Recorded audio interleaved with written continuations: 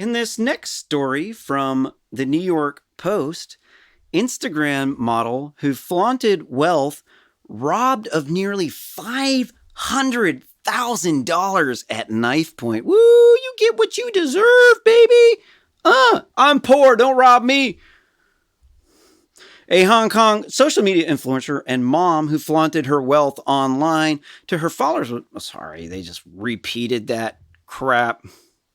Let's see how this happened. This is a tragedy. You really shouldn't be flaunting your wealth. For once, for one, it makes other people feel bad. I guess this person doesn't care that she makes other people feel bad. I personally am a good person.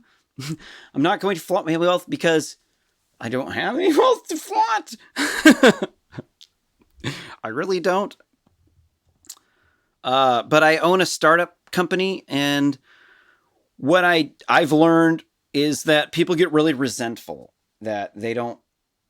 Everybody thinks the grass is greener on the other side, and people will even. Okay, so like I wasn't even making any money, but just telling people like I got the startup, I doing all these cool things. People were getting really, really, really resentful with me. And that's when some people even stopped talking to me. And like, I'm just a nerd. I'm a computer engineer, and I like to talk about my artificial intelligence. And I made like my own networking protocol and like a sockets API, and like, it's got some cool artificial intelligence, memory augmentation, technology, productivity technology. And so I tell people about this stuff. They get really jealous. They really feel like they missed their life calling, and they feel like every single time they see me, I'm always talking about like how I'm better than them. And a lot of the people that it's like you always end up offending the people that you weren't trying to offend. That's the biggest problem. That was something that was a hard lesson for me to learn, was that people, they all have very dramatically differing beliefs, opinions. And so the golden rule is if there's something that can go wrong, you can count on that thing probably going wrong. And with people, you can count on if something could possibly cause an argument with somebody, or they might misunderstand it, that's probably actually going to happen. So when you flaunt your wealth on the internet, stuff like this could happen. You might get kidnapped. And this woman, she's kind of cute. She's not really that good looking. But it's like, that's nice. You got Gucci, but I ain't got none of that shit. Make me feel bad. I ain't got none of that. I ain't as good as you. She's probably fuck you. I don't care. But I don't know.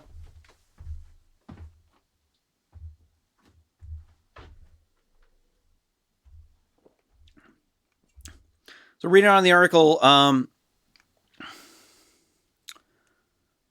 so she paid a terrifying price for flaunting her lavish possessions online after she and her baby son were tied up at knife point and robbed.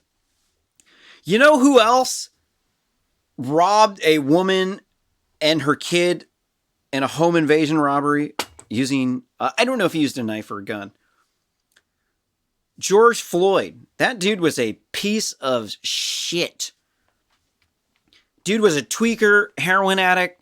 He died with 14 nanograms of fentanyl in his blood. That's 14 lethal doses of fentanyl, and then 2 lethal doses of meth. It was 19 nanograms per milliliter.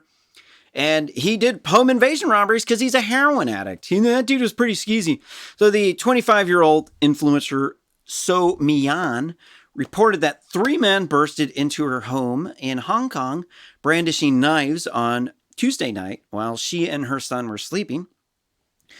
They tied up her 6-month-old baby as well as her 45-year-old nanny, then robbed her blind.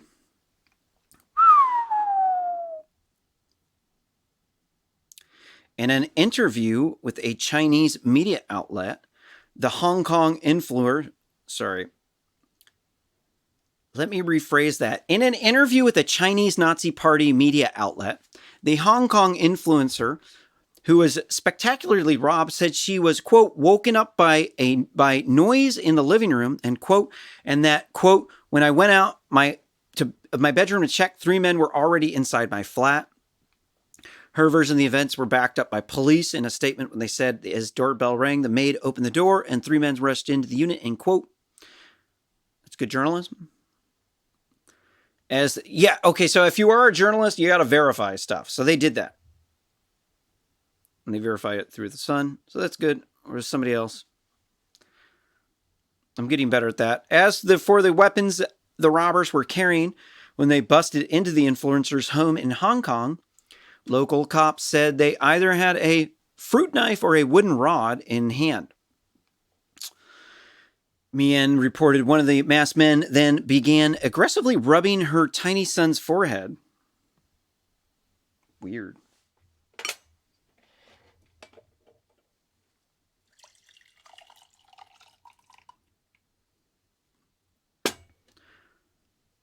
I think they verified it.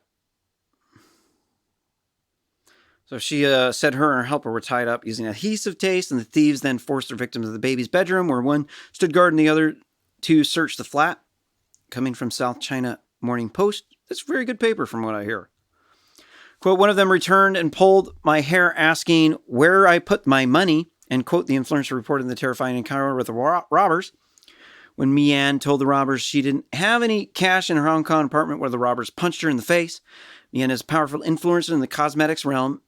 I'm blah, blah, blah. We're done with this story. Don't forget to smash that like button.